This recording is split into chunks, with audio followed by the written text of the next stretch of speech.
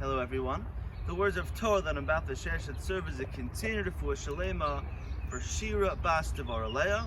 As well, Hibadu Mechaim L'chaim, and as a schos for the aliyas neshomah of Nachman Daniel and Aryeh Tzvi.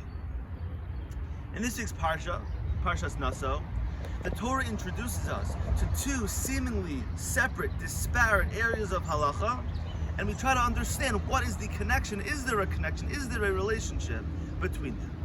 On the one hand, the Torah teaches us about the sota, about a wayward woman, a woman who's potentially unfaithful, a woman who potentially wasn't appropriate and wasn't faithful to her husband. And we try to understand, what do we do? What's the process that such a woman has to undergo? What happens to a sota? What happens to this wayward woman?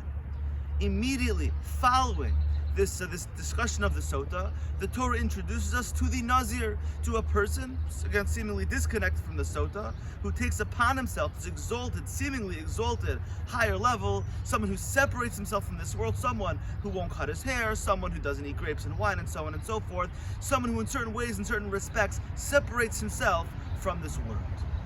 And the Gemara in Masechah Sota, a Gemara that Rashi quotes on our Parsha, tries to understand what is the connection, what is the relationship between these two areas of halacha, the sota on the one hand and the nazir on the other hand.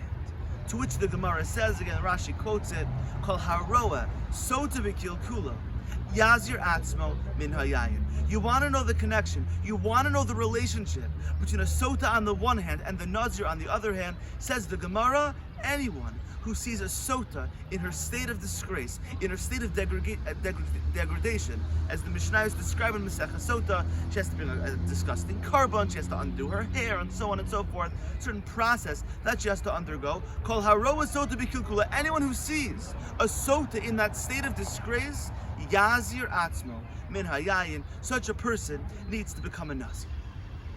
The obvious question is, I don't understand. Kol haroa sota b'kilkula, you see a sota, you become a nazir. What's the connection? Why is that? That if you see a sota, you should become a nazir. These are two totally different, separate, disparate areas of halacha. What is the connection between them? Why does the Gemara, again the Rashi quotes, feel the need to bridge this gap and to connect these two areas of halacha? So Rabbi Torski Shlita, one of the Rosh Yeshiva from YU, once explained the following idea. Rav Torski explained that in life we're constantly engaged in a variety of situations, we meet different people, and we're involved in a variety of situations.